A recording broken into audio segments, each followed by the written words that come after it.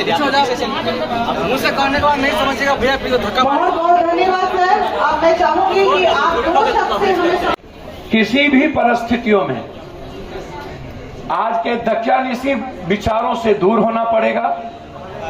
यह जो परोसने की आदत है, मार्केटिंग करने की आदत है, सोशल मीडिया के द्वारा कई सारी चीजों को, उसमें आज जो ये जो भौतिक सुख के लिए सभी तरह की चीजों को परोसने की जो प्रवृत्ति बढ़ी है और हमारी आध्यात्मिकता, हमारी सामाजिकता खत्म होती जा रही है।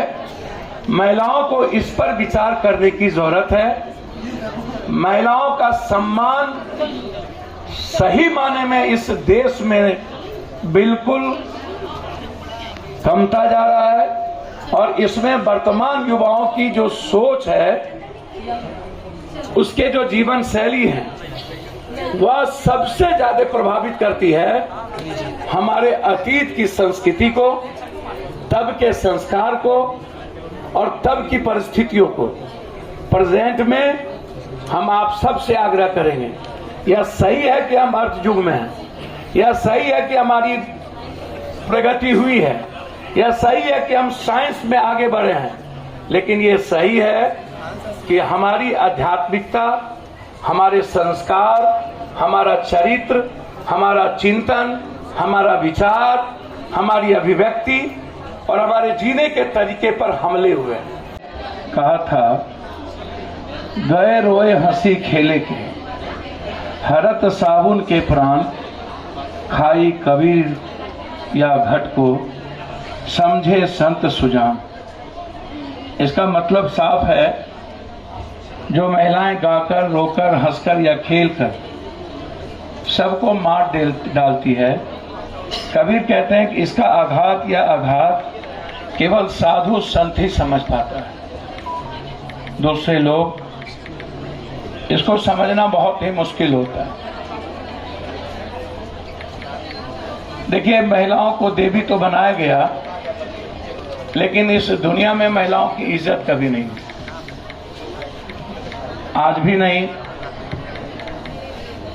भगवान बना देना,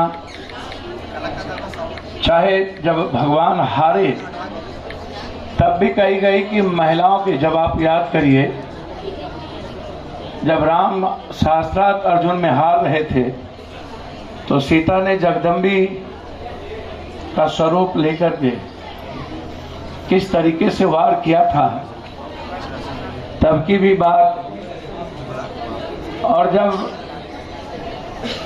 कई अनंत अनंत भगवानों की जब हार हो रही थी, तो हमारी काल्पनिक हो या वर्तमान, जिसमें भी हम कहें, उसको मैं इतना कह सकता हूं कि उस वक्त दुर्गा और काली का जीवन में आना एक ऐसा जीवन की प्रगति रही है।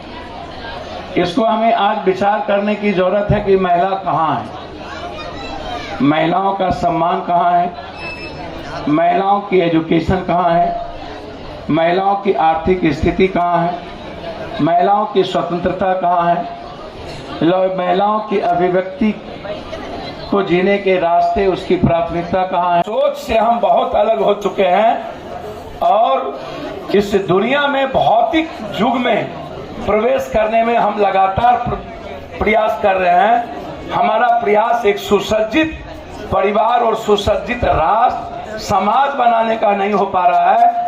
महिलाओं के बगैर कोई भी राष्ट्र, कोई भी विश्व नहीं बन सकता। महिलाओं के बगैर कोई भी परिवार, कोई भी समाज निर्माण नहीं हो सकता। और इसके लिए महिलाओं की एजुकेशन, महिलाओं की इकोनॉमी, महिलाओं का कल्चर, महिलाओं का वे ऑफ लाइफ, ये इम्पोर्टेंट है, इसका ख्याल रखिए।